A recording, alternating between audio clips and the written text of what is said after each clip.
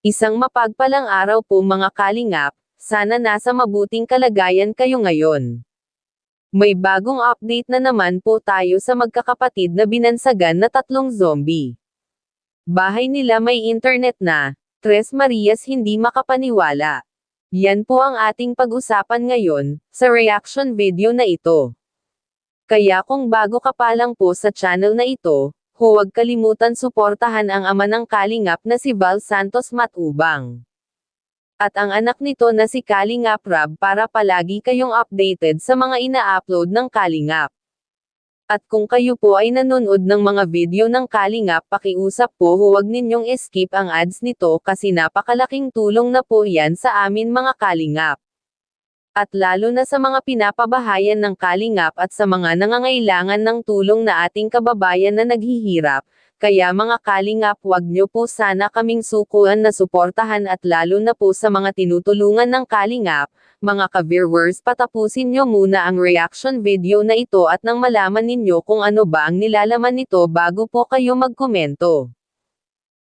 Itong magkakapatid na babae na sobrang mahiyain na halos hindi magsalita kapag kami ay kaharap. Ngunit sa aming muling pagkita ay tila may mga pagbabago sa kanila. At pansin din namin sa kanilang mga kilos na tila gusto rin nilang ipakita na sila ay porsigidong magbago. So tara po mga kalingap at muli po ay balikan po natin. Dito po si Eds kasama natin. Oh Arjun! Oy, sa uya. Dito ka pala. So, hindi ako wala sa lahat ng lakad mo. Kaso, dalikan tayo dito sa mga ito. Buti lang, wala akong dala. Ha? Buti lang, wala akong dala. Pinabubot mo yung boss mo. Awi ko. Oh, ayan. Grabe ka talaga. Ano kaya ang improvement ngayon? Check po natin mga kalingap ang improvement ng Tres Marias. Ito na yung ilog na tatawirin makmak ko. Tara po.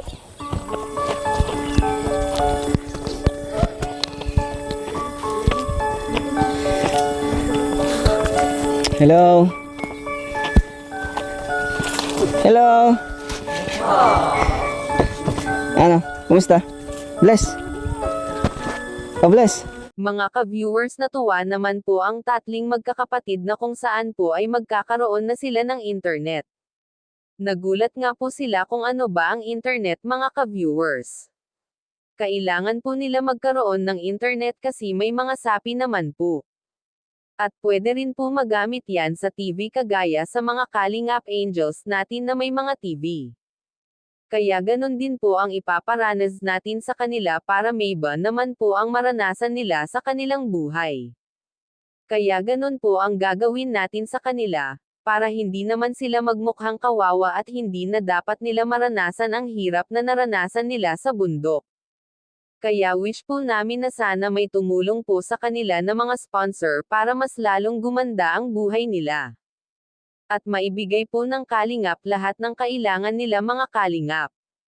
Tama nga po ang sabi ni nanay kay Kalingap Rab, na sobrang nagpapasalamat siya sa lahat na tumulong sa kanya kasi kung walang tumulong sa kanila sigurado kawawa sila sa bundok.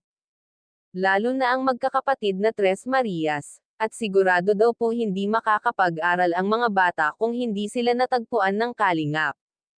Mga ka-viewer siguro hanggang ngayon hindi sila magbabago. At takot parent sila sa mga tao. Kaya ngayon napansin nila kalingap sa mga kilos ng magkakapatid ay tila gusto nilang ipakita na sila ay gustong magbago. Kaya kahit sa ganun paraan na lang ay natutuwa ang kalingap.